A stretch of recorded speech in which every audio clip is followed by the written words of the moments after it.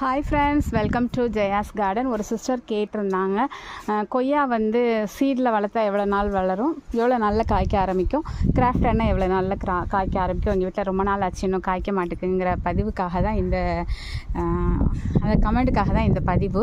நம்ம வீட்டில் இருந்தால் இருக்குது பார்த்திங்களா கொய்யா, இது வந்து சீடு போட்டு ஒரு ஃப்ரெண்டு வந்து நமக்கு சாப்பிட்றதுக்கு நல்லா பழுத்து போன கொய்யா பழம் கொடுத்தாங்க. அந்த பழுத்து போனது பிடிக்காதுங்க, ரொம்ப கனிஞ்சால் எனக்கு பிடிக்காது, எனக்கு காயாக இருந்தால் தான் பிடிக்கும். சரி, அவங்க கொடுத்ததை வேணான்னு சொல்லிட்டு கையை போட்டு நல்லா கசக்கி ஒரு தொட்டிக்குள்ளே போட்டு விட்டுட்டேங்க. அவ்வளோ சீடு இருந்தது, ஆனால் முளைச்சது என்னமோ ஒன்று தான். சரின்னு சொல்லி கீழ் தோட்டத்தில் முன்னாடி தோட்டத்தில் வளர்த்தோம். நல்லா வளர்ந்து வந்துச்சு. 1 இயர்லலாம் காய்க்க ஆரம்பிச்சிருச்சுங்க.